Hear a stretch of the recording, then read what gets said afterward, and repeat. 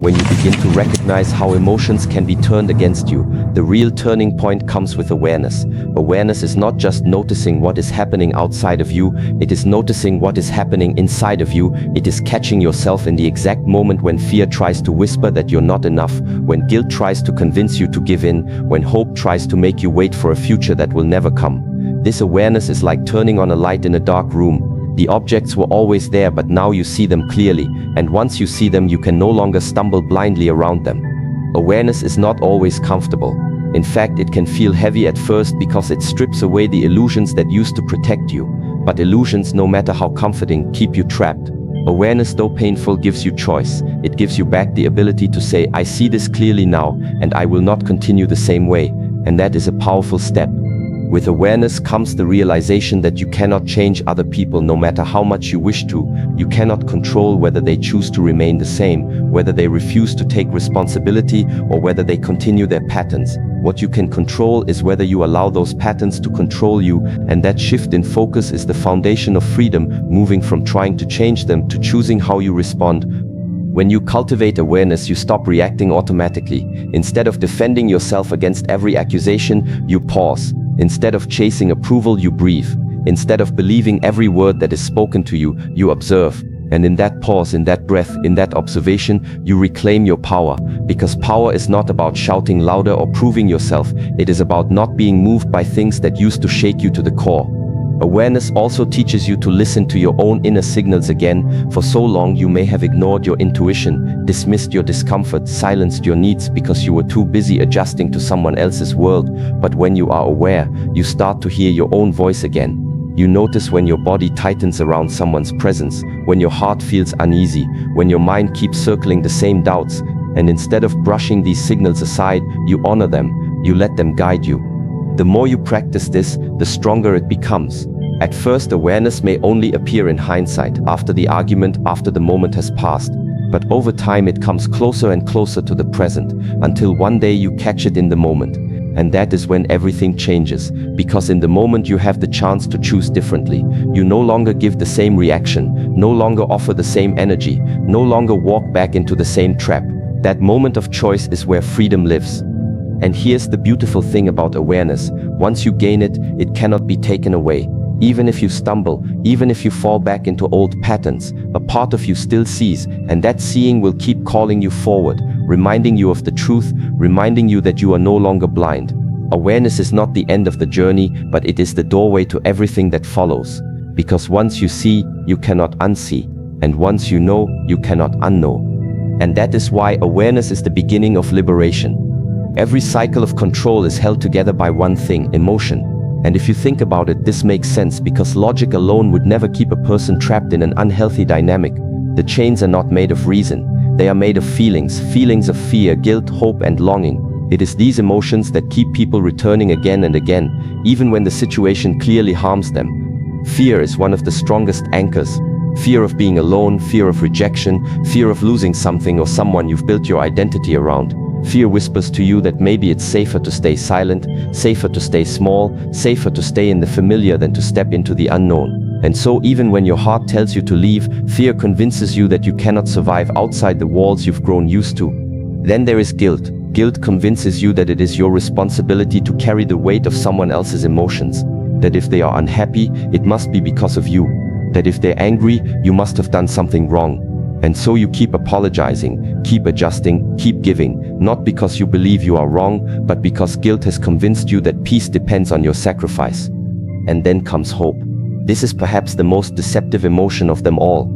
Hope makes you hold on to the moments of kindness, the rare glimpses of affection, the promises of change that never seem to last. Hope tells you that maybe tomorrow will be different, maybe if you just try a little harder, maybe if you just give a little more, things will finally shift, and so you stay, not because the present is healthy, but because you are chasing a future that may never come. Together, fear, guilt, and hope weave a powerful net, and once you're inside it, breaking free feels impossible. But here's what you must understand: these emotions are not the enemy. The problem is not that you feel deeply. The problem is that your feelings have been turned against you, used as tools of control instead of guides to truth. Fear, when understood, teaches you what matters most. Guilt, when healthy, reminds you of your values. Hope, when grounded, gives you strength to move forward. But when twisted by manipulation, these same emotions become weapons used to keep you weak. And so the key is not to stop feeling, but to learn to see clearly. To ask yourself, is this fear protecting me, or is it keeping me stuck? Is this guilt reminding me of what's right, or is it being placed on me unfairly? Is this hope rooted in reality, or is it a fantasy I cling to because I'm afraid of letting go? The moment you begin to question these emotions, the spell starts to break. You realize that what has been holding you is not an unshakable truth, but a story you've been conditioned to believe. And when you see the story for what it is, you gain the power to write a new one. It is not easy. There will be moments when the emotions feel overwhelming, when the guilt tugs at your heart, when the fear tries to paralyze you, when the hope makes you second guess. But each time you stand still and choose to see clearly, you weaken the hold they have over you. And each step away from that emotional prison is a step toward becoming who you were always meant to be. And that is why understanding these patterns of emotion is the key to breaking the chains that once felt unbreakable. Once you begin to recognize how these invisible strings of manipulation pull at you, the question becomes, how do you break free from them? Because awareness alone is powerful, but it is not enough if you don't act on it. The truth is, cycles of control can only survive if you keep playing the same role you've always played. And many times we don't realize that we've been conditioned to play that role for so long that it feels normal. We tell ourselves, this is just how it is, or maybe I'm the one who needs to change. But the moment you step outside of that pattern and see it clearly, you gain the choice to stop repeating it. Breaking the cycle starts with a shift inside. It starts with the willingness to say, I do not have to respond in the way I always have. It doesn't necessarily mean confrontation. It doesn't mean shouting or fighting back. Often breaking the cycle is much quieter than that. It's in the pause before you respond. It's in choosing not to take the bait when someone tries to provoke you. It's in walking away instead of explaining yourself for the 100th time. These are small acts of freedom, but each one weakens the chain that once held you. The difficulty is that in the beginning, it feels uncomfortable. When you're used to people-pleasing, silence feels like rejection. When you're used to explaining yourself, holding back feels like dishonesty. When you're used to sacrificing, saying no feels selfish. But what you are really doing is unlearning patterns that were never meant to be yours. You are giving yourself permission to exist without constantly adjusting who you are to keep someone else satisfied. And while that feels strange at first, over time it becomes natural. You will notice that the manipulative person may not like this change. They may try harder to pull you back into the role they want you to play. They may accuse you of being distant, of not caring, of changing for the worse. This is the test. Because the moment you hear those words, your old instinct is to jump back in, to prove yourself, to explain. But if you stay grounded, if you remind yourself that their discomfort is not your responsibility, then you begin to break the cycle for good. The truth is, control cannot survive without your participation. It cannot exist unless you keep feeding it with your energy. And when you stop feeding it, when you stop reacting, when you stop believing that your value depends on someone else's approval, the entire structure of that control collapses. It may shake, it may resist, but it cannot stand. And the beauty of this process is that as you step out of the cycle, you rediscover parts of yourself that you thought were lost. You remember what it feels like to laugh without guilt, to speak without fear, to make choices without constantly calculating how someone else will react. You begin to reclaim your time, your energy, your voice. And in doing so, you realize that the cycle was never stronger than you. It only continued because you kept walking in circles. Now you are walking in a new direction, a direction that leads to freedom, to clarity, to authenticity. It is not always easy, and it may feel lonely at times, but it is the only path that allows you to live as who you truly are. And that is why breaking the cycle is not just about escaping control, it is about reclaiming your life. One of the most powerful things to understand about manipulation is that it rarely feels like manipulation in the beginning. If it were obvious, you would resist it immediately. But the reason it works so effectively is because it disguises itself as care, as love, as concern, as something that feels almost safe. And because you want to believe in the goodness of others, you let it slide. You tell yourself it's not a big deal, that maybe you're just overthinking, but manipulation thrives in that space of doubt. It grows stronger when you question yourself, when you silence your own intuition in favor of someone else's narrative. Think about how it works. A narcissistic person doesn't need to control you with force. They control you by shaping the way you see yourself. They plant seeds in your mind, seeds of guilt, seeds of fear, seeds of inadequacy, and soon those seeds grow into a story that convinces you that you're not enough, that you need them, that you owe them, and once that story has taken root, you become your own prison guard. They don't even need to chain you because you begin to chain yourself with your own thoughts. That's the silent trap. It's not the shouting, it's the silence. It's not the punishment, it's the subtle withdrawal of affection. It's not always the criticism. Sometimes it's the deliberate withholding of approval until you bend just enough to keep them satisfied. And you begin to live in a cycle of chasing that approval, adjusting your behavior so that maybe this time you'll feel seen, maybe this time you'll feel valued. But each time you get a little closer, the target shifts, and the cycle continues. The tragedy is that while you're caught in that cycle, you forget who you are. You forget the strength you once had, the joy you once carried, the voice that once spoke with clarity. You start to believe that your worth is measured by how well you keep the peace, by how little you disturb others, by how much you sacrifice. And in that forgetting, you lose the most precious thing, your authenticity. But here's the truth you need to remember. Manipulation only has power when you do not see it. The moment you recognize the pattern, the illusion begins to break. It's like a magician performing a trick. As long as you don't know how it's done, you are amazed and controlled by the illusion. But once you see the hidden strings, the trick loses its power. In the same way, once you see how manipulation works, it cannot trap you in the same way again. This is why awareness is the key, because when you are aware, you stop reacting blindly. You stop chasing approval that was never real. You stop giving away your energy to someone who only uses it to keep you small. And slowly you start to rebuild yourself.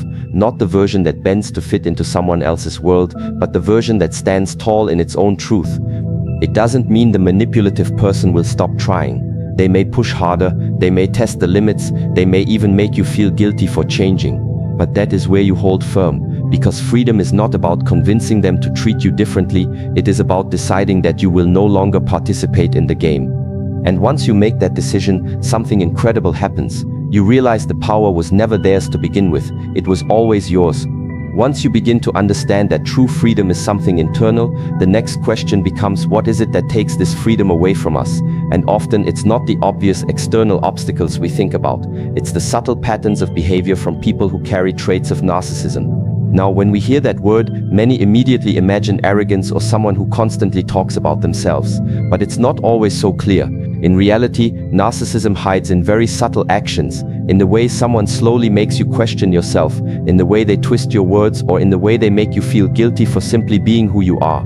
The danger lies in the fact that most of the time you don't even realize it's happening. You think you're being kind, you think you're being understanding, you think you're keeping peace in a relationship, but what you're really doing is giving away more and more of yourself without noticing. It starts small. A sarcastic comment here, a little manipulation there, and you brush it off because you don't want conflict.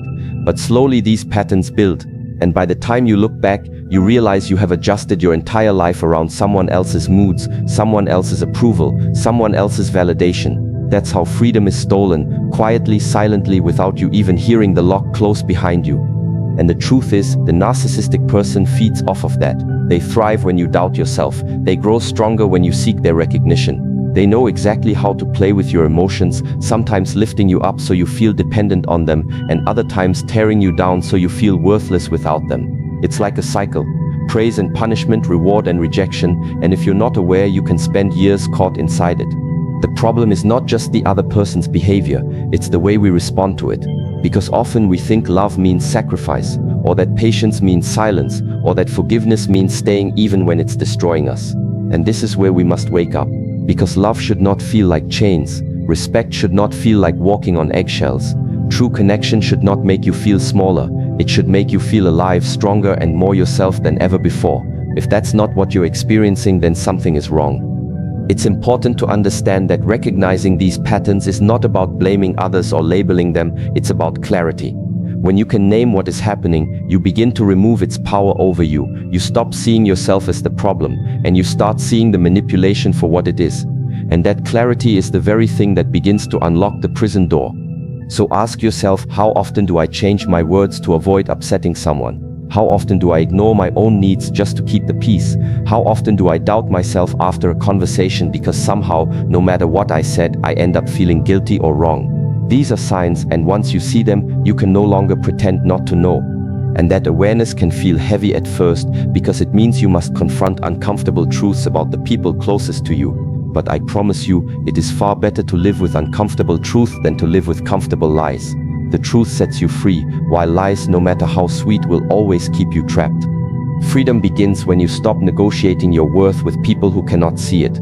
When we talk about freedom, most people immediately think about the absence of physical chains or the ability to do what they want without restriction. But I want to invite you to pause for a moment and reflect on this. What is freedom really?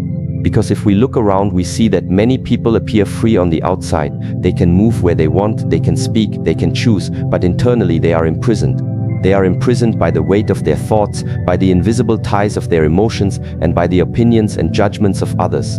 True freedom is not about whether your body can walk out of a room, it's about whether your mind and your heart can walk out of the cage that you may have been living in for years without even realizing it. So when I say freedom, I mean the type that cannot be taken away from you by anyone else. This kind of freedom is born when you begin to understand yourself on such a deep level that no one can manipulate you anymore, no one can control you through guilt, fear, or false promises. Think about how often we give away our sense of peace because of the words or actions of someone else. A single comment, a disapproving look, or even silence can unsettle us for days. If that has the power to disturb you, then ask yourself, are you truly free? Or are you still bound by something unseen, something stronger than any rope or chain? The truth is, we live in a world where manipulation is subtle. It doesn't always come with loud voices or obvious threats. It comes with quiet pressure, with someone making you believe that your value depends on them, that your worth comes from their approval, or that your happiness is in their hands. And when you live in that state, you start to lose yourself piece by piece. You compromise your values, you silence your voice, and you shape your life around pleasing others. That is not freedom, that is captivity, and most people live there without questioning it. But the moment you start asking yourself, what do I really believe? What do I truly feel? Who am I without the masks I wear for others? That's the moment the first cracks in the prison walls appear. And it's uncomfortable, because freedom always begins with honesty. Honesty about your fears, about your dependence on others, about the way you've allowed your identity to be shaped by someone else's story. That honesty can feel painful at first, but it is also the very thing that sets you free. And I want you to imagine for a moment how it feels when you are no longer controlled by those invisible strings. Imagine waking up in the morning and realizing that no matter what anyone says or does, they cannot take away your peace. They cannot dictate your value because you've already decided what you're worth. They cannot hold you hostage with approval or silence because you've built your life on something stronger, something that doesn't depend on anyone else. That is real freedom. It doesn't mean you stop caring about people. It doesn't mean you isolate yourself. On the contrary, when you are free within, your relationships actually deepen. Why? Because you're no longer loving out of fear, you're no longer giving out of obligation, you're no longer connecting to avoid loneliness. You begin to love freely, to give authentically, to connect from a place of strength instead of weakness. And people can feel that difference. They feel the honesty in you, the power in you, and the peace in you. So the journey to freedom doesn't begin with changing the world outside. It begins with